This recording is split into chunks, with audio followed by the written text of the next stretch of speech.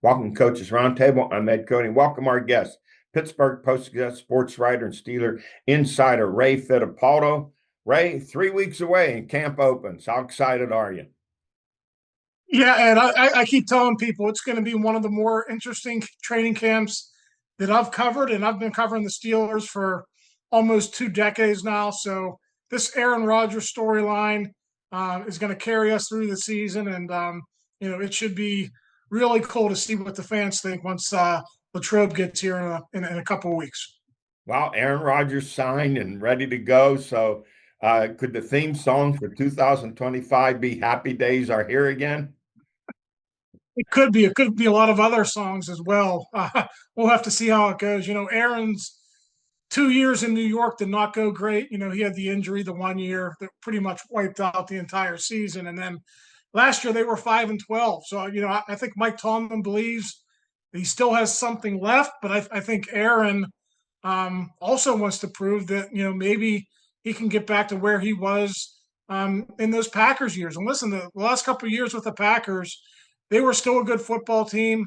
Aaron was a good football player. They just wanted to move on to Jordan Love. So he's 41 years old, but I think the expectations, obviously, Ed, when you make this type of move, it's the playoffs, but not only that, it's to finally win in the playoffs. And the Steelers believe Aaron Rodgers is the guy who can finally make that happen. Well, in the opposite of Happy Days Are Here Again, maybe we ought to listen to the words of the great philosopher Lee Corso. Not so fast, my friend. Yeah, it's apropos, I guess. Lee is stepping aside this year, and yeah, it's like I said, it can go one way or it can go the other way, or it could be something totally in between. I don't think you ever truly know how it's going to go when you sign guys, not only who are older, Ed, but who you're unfamiliar with. I think we saw that a little bit last year with Russell Wilson. They've been in this cycle since Ben Roethlisberger retired. We're all going to point to the draft next year. That's obviously when they're going to target their quarterback. But I guess we have one more year of what's in that box of chocolates. We'll see what you get. Hey, Ray, here's something interesting in comparing Wilson to Rodgers last year in 7 NFL quarterback ratings. Wilson came out ahead in 5 of them. Yeah. Yeah, and I think part of that, Ed, was Aaron just wasn't on a good team. There's a little bit of dysfunction there with the coaching staff. We all know there was a move made early in the season, so things were kind of dysfunctional from that perspective. But listen, no one was talking about the Steelers replacing Russell Wilson in October or November last year. That all came about because of the final 5 weeks of the season.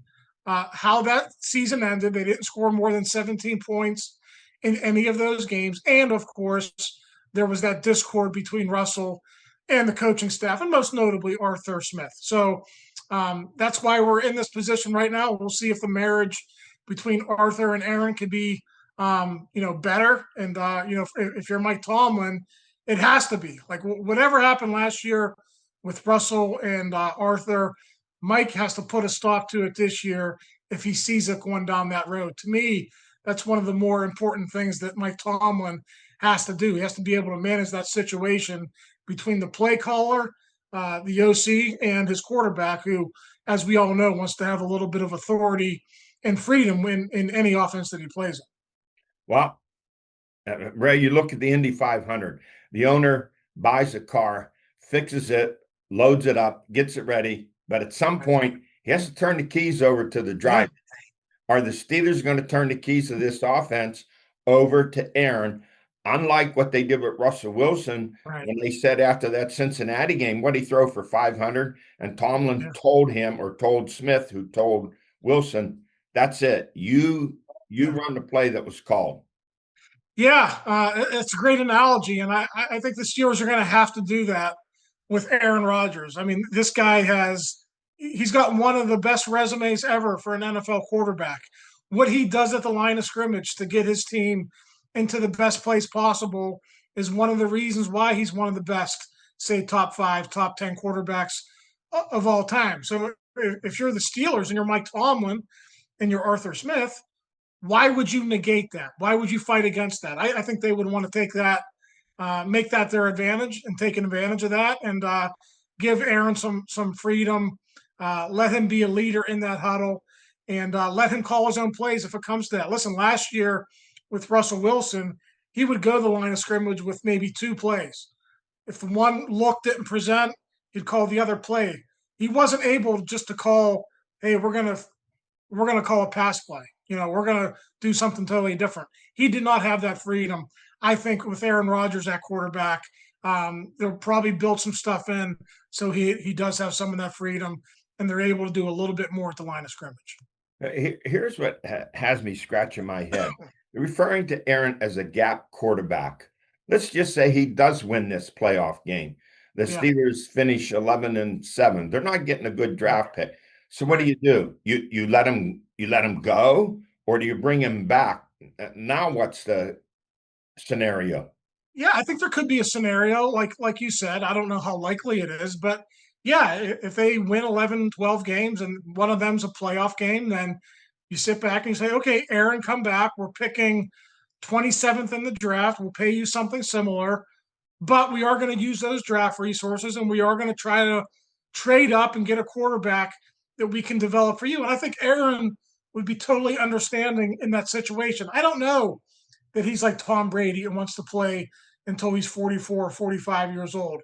There's an end for every quarterback, and I don't think it would insult Aaron Rodgers or anyone else on that, in that quarterback room if they went ahead and drafted a receiver anyway. But to your point, Ed, it's going to be a lot harder to get that guy if you're picking 27th or 25th or, anywhere you would be if you make the playoff field. Ray, theoretically, you could look at Rodgers and say he was their third choice after Fields, Wilson, maybe their fourth. They made a lukewarm offer for Matthew Stafford, which Rams totally dismissed. The Steelers weren't willing to make a viable offer. So, where's the pressure here? Is it on Rodgers? Is it on Tomlin? Is it on Omar Khan? Where's this pressure fall? Yeah, I think it's sprinkled a little bit everywhere. I would say first and foremost, let's talk about Tomlin and Rodgers because, for Rodgers, he didn't want to end his career on the note where he exits the New York Jets. There's that storyline where the Jets bring him in and they basically tell him, "You're fired. We don't want you anymore." So he wasn't going to end his career on that. He wants to go out as a winner, and we'll see if that can take place. So is that extreme pressure? No, but Aaron obviously wants to play well. Talk about pressure on Mike Tomlin. Yeah, there's pressure to win. There's always pressure to win if you're a head coach, but Ed, he signed through the 2027 season. So the way I look at it, it's almost like it's more on Omar Khan because he's the team builder, and even to a higher extent, it's on team president Art Rooney. I think he's the one who's feeling the most pressure throughout this. He stands at the top of the organization. He's the one who put Omar Khan in place.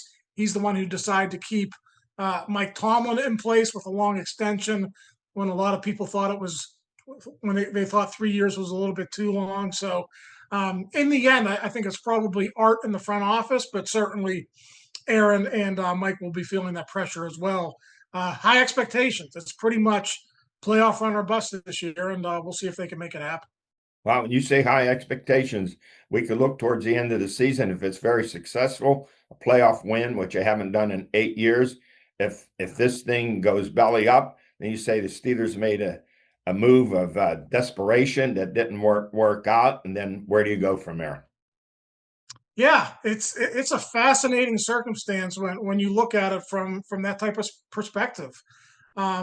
Listen, there is a faction of this fan base who would love to see the Steelers go 5-12 this year, get that high draft pick, and finally start the rebuilding process. Something the Steelers don't ever try to do. It's always happened for them organically, right? They lose, they go 6-10 in 2003, and they're lucky they get Ben Roethlisberger, and they're able to just to retool on the fly.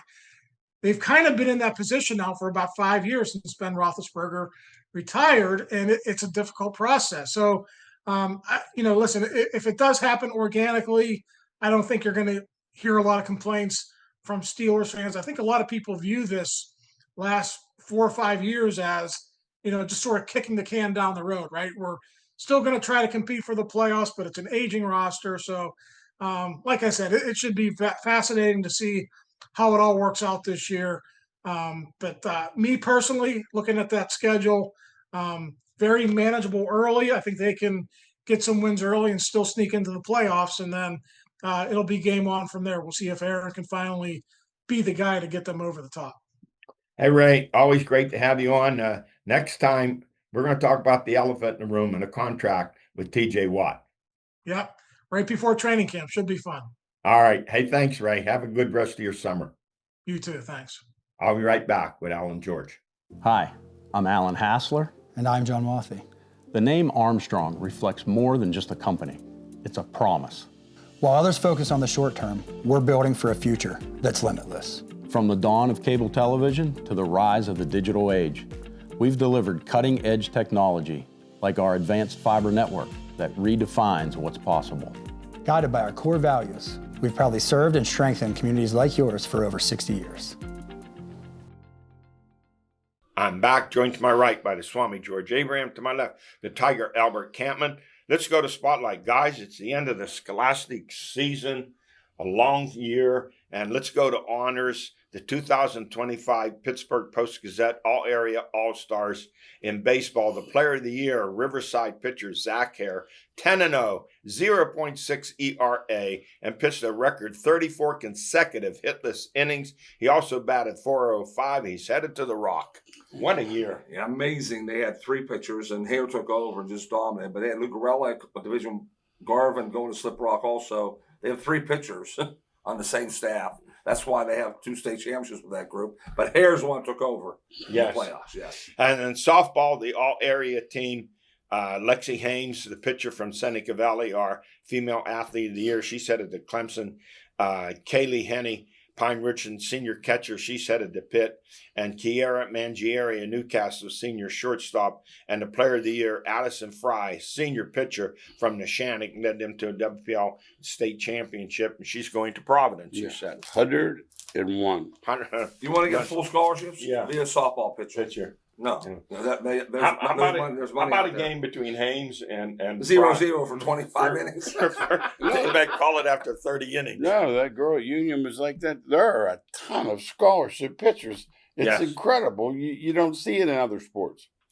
PIAA All-State Baseball 5A second team pitcher Keegan Deal of Slippery Rock, a senior from Pine Richland, and catcher Sam Heckert, also from Pine Richland. 3A first team, Zach Hare, Riverside pitcher, and pitcher Aaron Lake, Elwood City. He had a tremendous year. He beat Riverside. He beat Riverside this year. Yes, he did. And infielder Michael Hands of Freeport. In 3A, the second team, Hunter Gavin of Riverside, and Kason Barker, infielder from Freeport. Pittsburgh Tribune Review, Baseball All-Stars, the Player of the Year, Freeport pitcher infielder Michael Hands. First team, catcher infielder Kason Barker, also of Freeport. And the Softball All-Stars, junior pitcher infielder Marley Frazier of Knott. And this girl is a sensation as a freshman, shortstop Emerson Jones, also of Freeport. That's happening a lot too, by the way. Yes. There's a lot of freshmen step in and play immediately. I'm sorry. I made a mistake here. Emerson Jones. I think it's Knock and not Freeport. All right, District 10 baseball honors. Junior third baseman Jacob Kunzman of Slippery Rock High School. First team, all district and region. You know, Slippery Rock last week, they've had some really good baseball players. The Minio kid and now at Ohio State as an outfielder. And Slippery Rock High School sophomore catcher Connor Zorn, Region 2 first team. Region 2 second team, his teammates Parker Dalcamo, Casey Dar, Austin Runtis, and Owen Long. And girls lacrosse, Pittsburgh Post-Gazette Player of the Year award goes to Pine Richland senior and Pitt recruit Madeline Mill. Her teammate Mallory Boyven, she was also named to the All-Star team. Well, let's go to our stories of the week. National Hockey League, the Florida Panthers win a second straight cup, defeating Edmonton in 6 games. For the Panthers, it's a third straight Stanley Cup final, and they win 2 in a row. Edmonton has the 2 best players in Connor McDavid and Leon Draisaitl, but Florida has the best team led by their great goalie, Sergei Bobrovsky. Correct me if I'm wrong, guys. In the National Hockey League, in the NFL, you don't have a quarterback or a goalie, forget about it. Goalie, well, a hot goalie in the playoffs can take you through, but he was not hot. I mean, he was good. He was good. He's been great before. Yes. But the Florida pressure, their system, and I'm a hockey guy watching. It's physical. It's different. I mean, I think somebody should just go down and start taping them and find out if they forecheck. They send an extra guy in, which everybody's scared to do. I love the way Florida plays, and their pressure on McDavid made him look like he was just a normal He had player. no points, no assists. Yes. And And Edmonton coach Chris Knobloch, he had to alternate trying to find the goalie that would work. And what's the old saying? You have two quarterbacks. You have two goalies. And he was seeing that one game. They had him out of there, and Skinner and Picker, neither one of them are any good to begin with. Yeah, it's not like it they had. It isn't like you're hoping. Right. Yeah, They won with Waugh offense, back there. and Florida took their offense away. That's what happens. And then the coach no one talks about, Florida's Paul Maurice, who has guided the Panthers now to winning 11 of their last 12 playoff series. George asked me yesterday, are they a dynasty? And I said yes. Yeah, I got them there too. Yeah. 3 straight, 2 wins. Uh-huh. It doesn't look like they're going anywhere. No, I don't think so. But Bennett's going though. That's going to. If Bennett's going to be signed by somebody big. Yeah. I don't know if Florida's going to resign him or not. If they do, if Florida resigns him, they're coming back again. I want to thank Bennett, by the way. I want to thank you, sir. You made my month, Yes. not my day, my week. You made my month. And Edmonton has to be serious about finding a goalie. George called me. Now you understand? I don't watch. George said A little bit. Hey, Yeah. does Bennett have a chance to be MVP? I said, if Florida wins, he has a good chance. Yeah. I want you. George took Bennett 27-1. Now, let me say this as a National Hockey League draft comes up. When you look at those two teams and look at the Pens, the difference is glaring. That's where Pittsburgh used to be. Yeah, People used to used look to at be. Pittsburgh and say, Not that long ago. yeah, but No. that's what we want. That's what we want to be like, Pittsburgh. Now, can they revamp their young kids? Get their young kids to develop? If they do that, they'll get better a lot quickly. There'll But be it's some not easy. growing pains. It's easier said than You done. made a great point here, Wade. We were talking about the Pens. I think you had a hockey guy on first. Yeah. We were talking about the Pens. And Albert made the point that, yes, they're old, but it's not their old guys that are playing poorly. Exactly. Right. I thought that was quite a statement. Right, but at some point, you need to start making changes, and it's a hard thing to do. As we said many times before, what held Chuck Noll back, who's a great coach, was that he couldn't emotionally get rid of guys like Joe Green True story. and L.C. Greenwood. And, Well, Franco playing Franco. for Seattle. yeah, I mean, I can't even fathom that. but those Roonies back then in negotiation are far different from what they're Yeah. doing today. I'll say this, Sure, Andy. The talk one thing about on this that I don't know, and I'd like to talk to somebody to teach me this. The money structures. Like, I don't know who they can get rid of and how they can't. See, for us, it's just say, let's get rid of them or let's bring somebody in. There's so much money involved Yes. that, like, I don't know how much Crosby, Letang, and Malkin make. You know, I don't know what. Crosby doesn't Crosby make makes any- the most, about $8 $8 million. million. $8 million. But I'm saying, Not near. would somebody pay them from another team? Oh. You know, if you want to get rid of people, Yeah. I don't know, but if they can. Malkin and the Tank, they're going to finish. I think this will be their last year. They're going to finish. The Pens aren't going to let them go. There is that emotional attachment. Okay. Malkin, I think, makes $4 million or $5 million. And Sid something can like still that. play. Oh, Yes. gee, they all play. Now, Sid's better than the other two, but all three of them can still play. All right, move on to the NBA. Oklahoma City Thunder 103, Indiana Pacers 91 in Game 7 to win their first NBA title, led by their MVP, Shai Gilgeous-Alexander, who averaged 30 points in the playoffs. He averaged 32 during the regular season. But you have to mention this guy, Chartier Vellies, TJ McConnell, in for the injured Tyrese Halliburton. He scored 16 points, had 6 rebounds. And for the series, coming off the bench, he scored 84 points, 25 rebounds, over 30 assists. He now holds the NBA record for the most combined points, assists, rebounds, and steals by a bench player in a finals series. Pretty amazing. Yeah. It's amazing to George and I because we saw him in 9th grade. Yeah. And George, what did we say? Too skinny. He's too skinny. He ain't gonna make it. But that a Butler High. It was at Butler High. Other people Yeah. saw it too. It Yes, wasn't yeah. just us. We did say that. No, we did. He's Absolutely. done it with, not that he doesn't have talent, but his determination Oh, and his work. But that's a ethic. great line right there. Yeah. That's the part Yeah. they. Yeah. Yeah, he's way. No. He's got super talent. Yeah. See, everybody just sees a little white guy out there right. that can't play. Yeah. And they talk about his work ethic, but you watch him play, how he handles the And ball. the other guy too, shots he makes. Sean knew when he went to Arizona. Yeah. Al and I'd be talking, and I'll say, they said that he's their best player. What? These guys are buddies of ours. What's he doing? I said, I'm just telling you what Al. And Right. he was wouldn't- right. He wouldn't say that carelessly. No. Hey, the only negative about the finals was Sad. Stephen A. Smith. Oh, I thought you were going to say the injury. No. Well, the injury was, as we say around here in the Pittsburgh area, jaguar. Unlike Howard Cosell, who could be funny and entertaining at times, this guy is plainly obnoxious, all about himself. Why is he on there? I'm making $20 million a year. That's why he's on there. Well, I can't watch. But I the can't reason watch. being, you're talking about him. See, that's those. I'm talking about him, but I'm telling you, I mean, somewhere you were watching them. They know there are people hate him and love him, but he's the guy that draws people to watch. It's amazing. How about a guy was talking the other day? Fox, you get A-Rod, you get Pedro. Somewhere else, they have him and Mumbles from the Celtics. 4-point perk. I just like Perk more than him. Yeah. Dislike or like? Dislike. Dislike. Yeah. No, because he doesn't say anything. No, he he mumbles. Well, he doesn't know anything. Well, Smith doesn't want to talk. He wants to talk about himself. No, he doesn't want to talk about players. No, I got to tell you this. It's going to be hard to believe. I've never listened to him. Well, I only listened briefly. I put the sound down. And then I've read all the negative comments. Yeah. Oh, no, you can find the comments. Yeah. But, I mean, as far as watching his coverage, I'm not interested in anything he says. Right. Hey, Major League Baseball, the Pirates now 32-48. They've played much better under interim manager Don Kelly, who will soon be named their manager for next year and a few years after that. They're 20-22 under him. However, GM Ben Cherington insists the team is capable of playing winning baseball in 2025. That means they'd have to win 50 of their last 82 games. What's wrong with them? How long have we been hearing this? In the past 32 seasons, and we've all been big Pirate fans, they have had 28 losing seasons. And as a result, this one proud franchise now has an all-time losing record, which they were far ahead. You realize how far ahead they were at one time. And this stuff about the Pirate pipeline we've been hearing for 10 years, all these players coming up, they're all gone.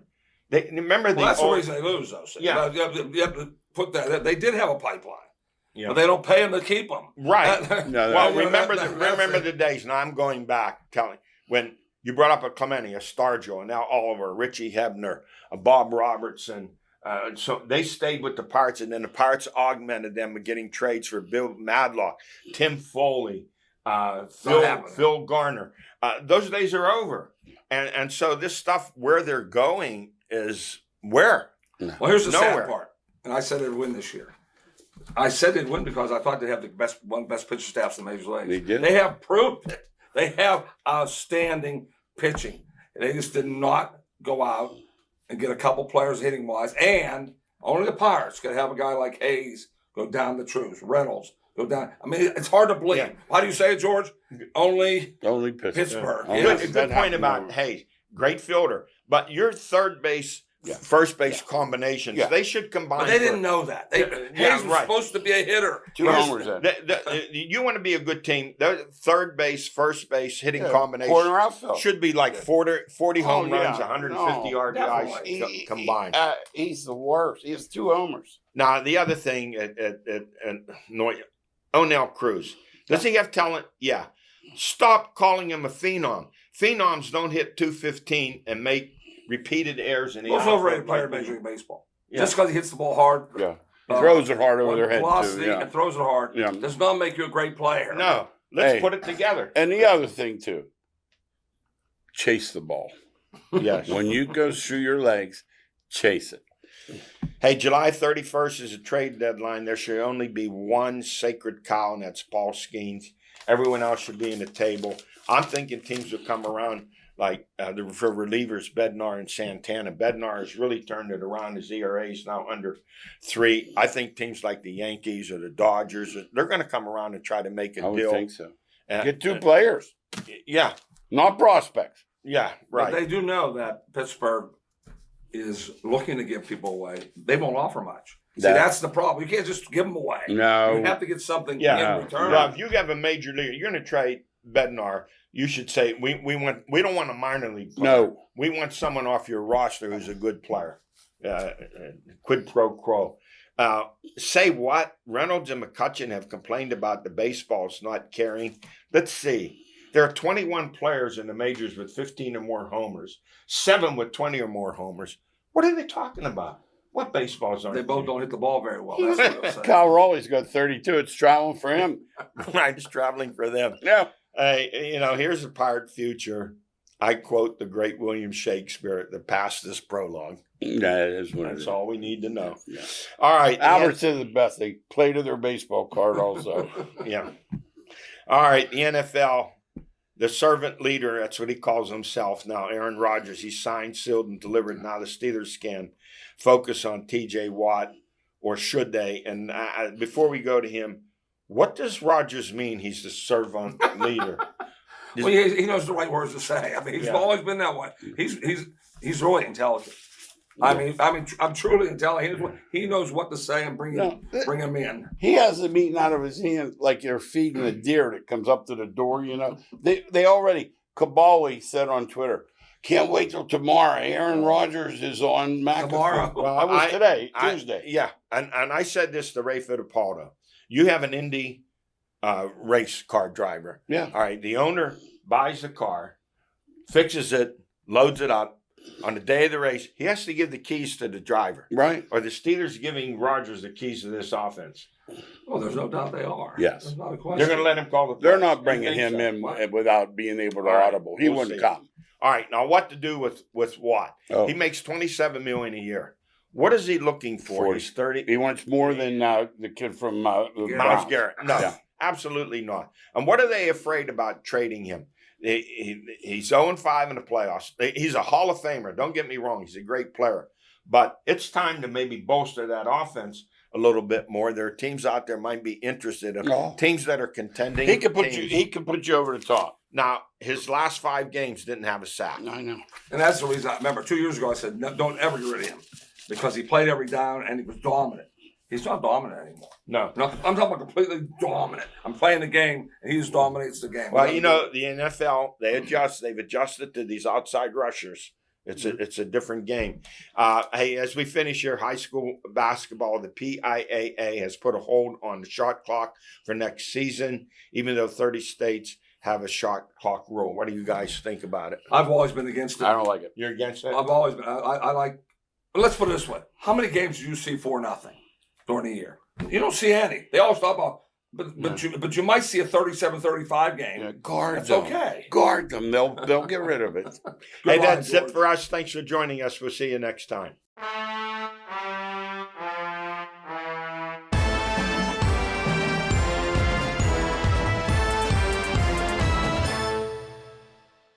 Thinking about switching to 5G home internet? Think again.